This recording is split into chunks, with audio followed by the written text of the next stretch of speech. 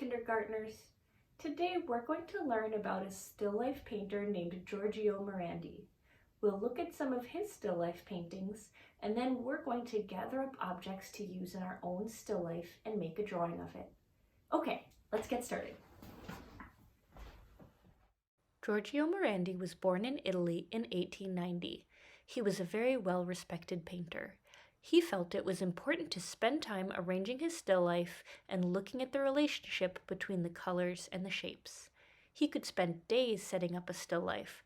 Sometimes he spent more time setting the still life up than he did actually painting it.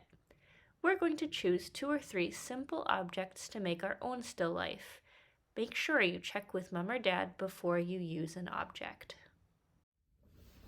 Okay, kindergartners.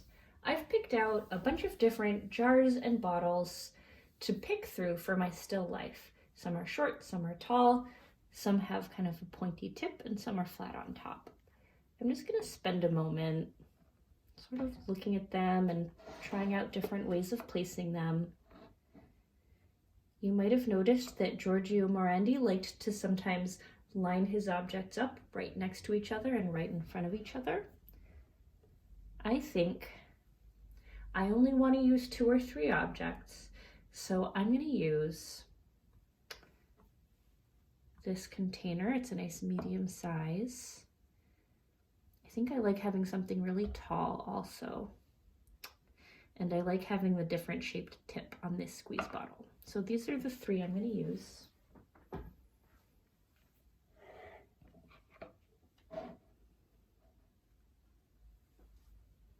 Right now they're kind of arranged by height, where I have tall, medium, short. I think I actually just want to flip that. I'm going to go short, medium, tall. Okay, and I want you to keep in mind that your view of my still life is a little bit different from my view because I'm sitting over here and you're looking from over there. Okay. So Giorgio Morandi liked to do his still lifes from a head-on point of view. He was looking straight at his objects. He wasn't looking down at them. He wasn't looking up at them. He was looking directly at them. So I'm going to try to do the same. You can't see me, but I'm kind of scrunching down in my chair so that I can look head-on at these bottles. I'm going to draw this one first, and when I look at it head-on, it actually looks kind of like a rectangle.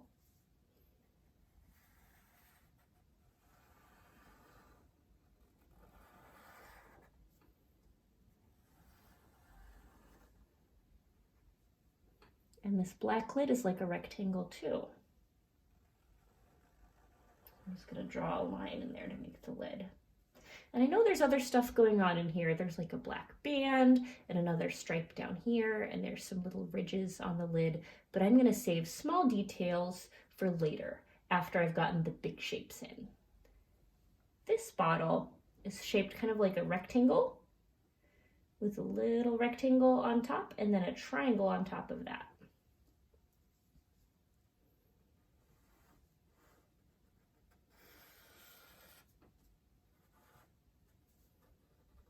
There's my rectangle with my little rectangles on top.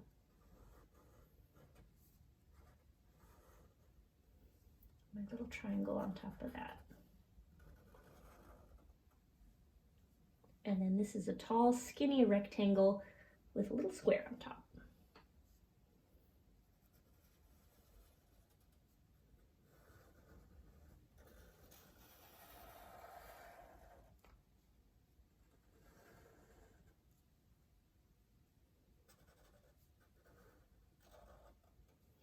And I'll draw a line for the top of my stool. They're all sitting on top of my tall stool. Now I'm going to go back in and add some details. I don't need to add every detail. I would go crazy trying to do all the writing on these labels. I just want to get the basic idea in.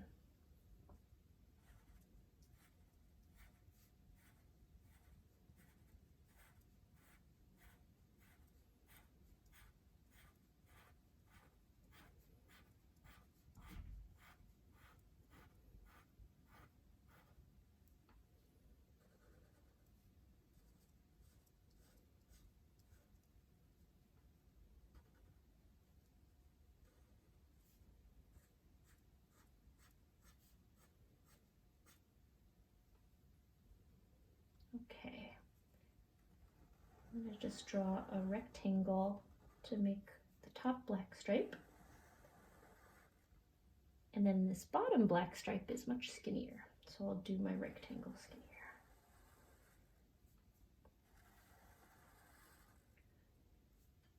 And there's really not much detail on this one, so I'm just going to leave it the way it is.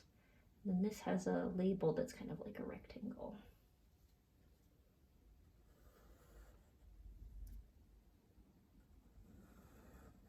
It's got a few little black lines on it too that I'll draw into.